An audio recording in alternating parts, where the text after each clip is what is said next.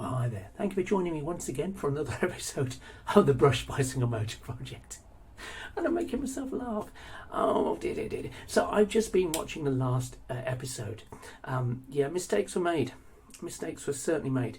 The first one being on the last episode, I suggested it was going to be the last in the series, which evidently it was not going to be. I knew full well, as I stood there and told you that I was about to make a tray, which is going to be the basis for a longer build. So I'm not sure why I said that. Apologies. Won't be doing that again. Well, I'll try not to. The rest of the video went to plan, but what I would say is if you're working with GRP, it is a fragrant substance. It affects people badly, some of them, and if you've got someone in your family or in your immediate area who is sensitive to GRP fumes, you don't work indoors. You know, it's great to assemble indoors, but if you're going to be making something in GRP, you work outside. So with that said, let's move on. So since you've seen this the last time, I've been on Temu and purchased a nice back lamp. I could have used some of the existing rubbish I had in stock, but I thought we'll go with something that will be bolted to a couple of brackets. And if I move it around, you'll see that.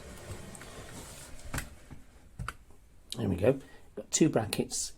Cheap and cheerful. I just screwed it to the mounting plate and off you go.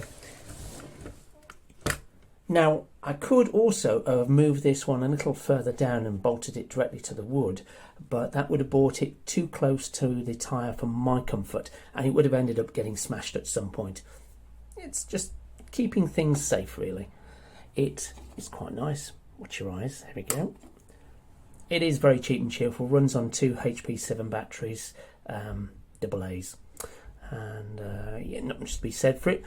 It's red light and a reflector, which is kind of what you need for a UK roads to be legal. Yeah. Now, on that note, it irks the living what's out of me that still I see people out on the roads with no lights when the lighting conditions are suitable for having your lights on, and certainly not conducive to riding without them. If you're not lit, you're not seen. And I've made mistakes myself. It is possible to have your coat or something covering up a lamp, so you've got to be careful when you position your lamp that that's not going to happen. So fitting, for example, a lamp on your seat post isn't going to work. You will cover it up with your coat. And I know this because I was shouted at by a Dutchman who I encountered on the way home from work one day, who told me literally, I can see you, but a lot of other people won't see you because my coat was covering up my back lamp, which was so placed. So if you can do, get yourself a back lamp and mount it away from your behind, away from your coat, and where it will be seen, just like that. If you've got a mud guard, that's a cracking place to put it. You just need to make sure that whatever you do, you are seen. That said, I'll move on. Sorry for ranting. Still to be done. One side panel here and one on the other side to protect the motor controller. It's going to be in GRP. I've already done one of those, and I'll be gluing it in with some silicone sealant around the edge, which will not be pretty, but it will certainly seal out that water and allow it to drain. There are drain holes. It's all about keeping that thing dry. You can put them in a little bag and hang them from your crossbar, but I always catch my knees on things on the crossbar. Okay, so to the platform. I have done quite a few things since you last saw it. So when you last saw it, it was a tray, which I filled with a piece of wood. Yeah, a piece of wood, much like the last piece of wood I had, because it was rigid enough, and I'm not buying that much GRP. It weighs more than wood after all. I glued that in there, and it's also integrated with the stick, the aluminium stick, which goes all the way to the bottom bracket. I'll move this around a bit. Okay, so here's a better view. You can see the locking plate here just behind the bottom bracket is locking the whole thing in. The aluminium stick goes all the way back, and it's inside the GRP. It's integrated, it's fixed very firmly to a piece of wood which is in the tray here, and I've glued that all in. It is a very rigid structure, and it's protected against water expansion. So now there is less chance of this thing twisting this way into the frame and destroying the wheel when the motor kicks on. It's a very firm system. It has a locking GRP hook which hooks over the frame but doesn't go all the way round. Now you might well be asking, why not have that GRP structure wrapping all the way around the rear wheel stay? And that would work, that would keep it in place. But there would be lots of opportunity for water to get into that tube around the frame there and corrode the tube.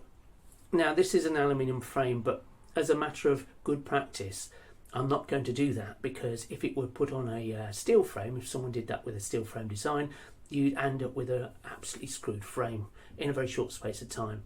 Water is merciless and it will get in and destroy your frame. Given half a chance, you have to take every chance you can to seal out the water. And the same sort of principle applies to those who live in a dustier climate. Dust is no friend.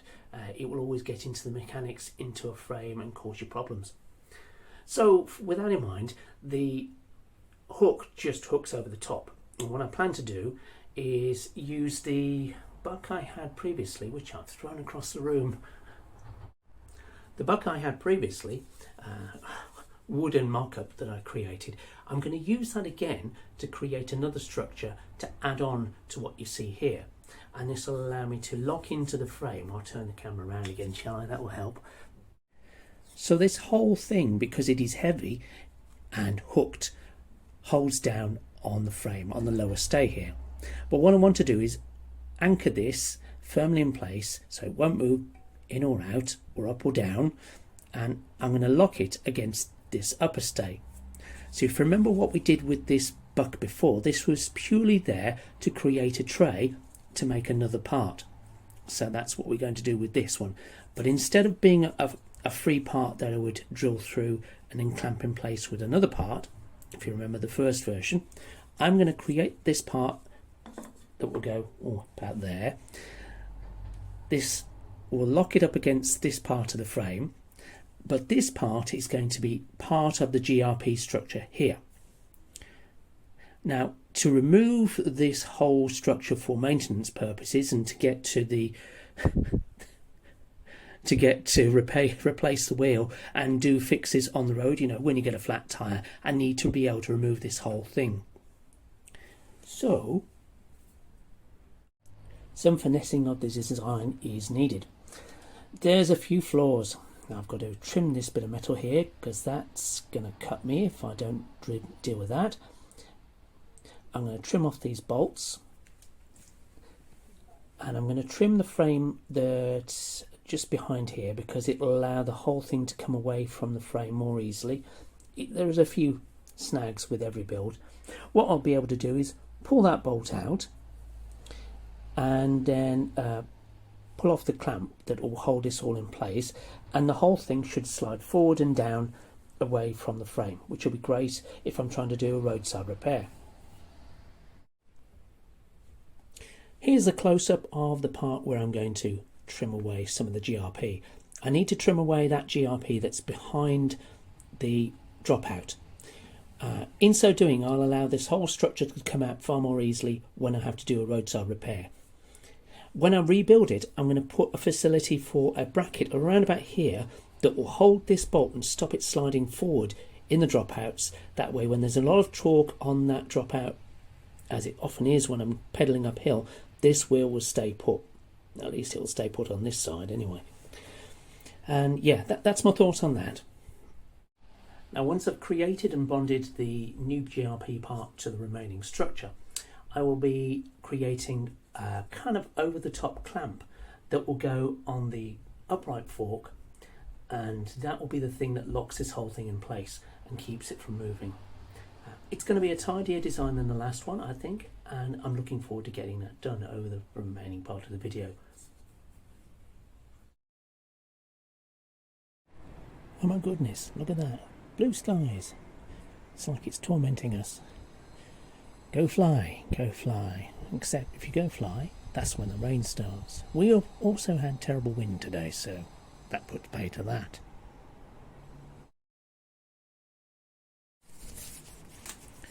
Use gloves.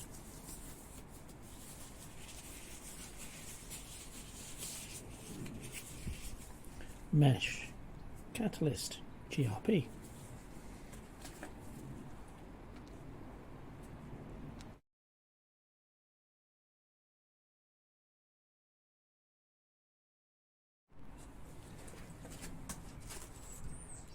That's ready to go with the GRP now.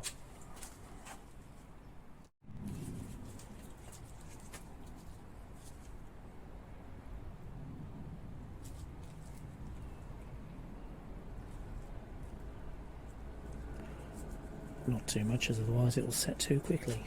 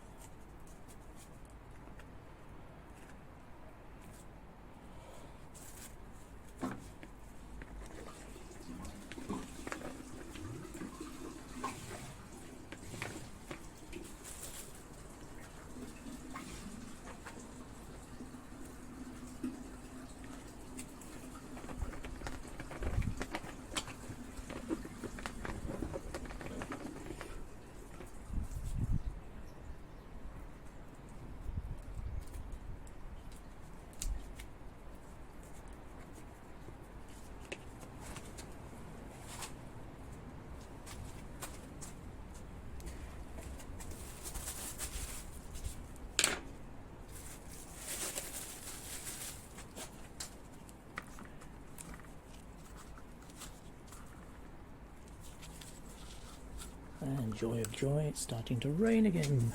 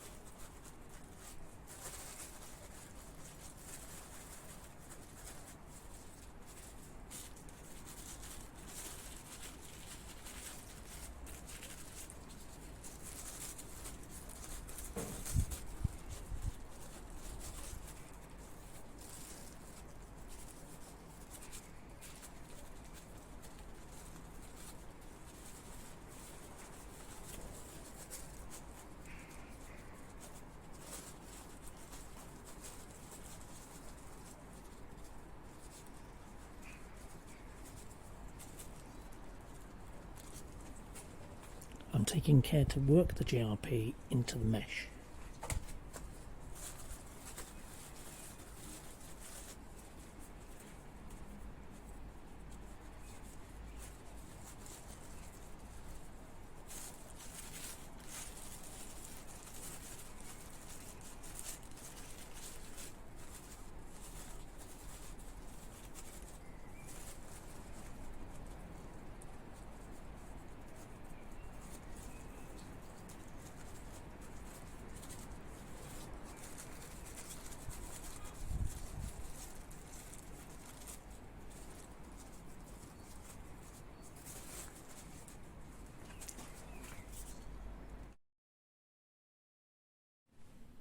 Well, that's me done for the day. Thank you for joining me today on this rather abbreviated video.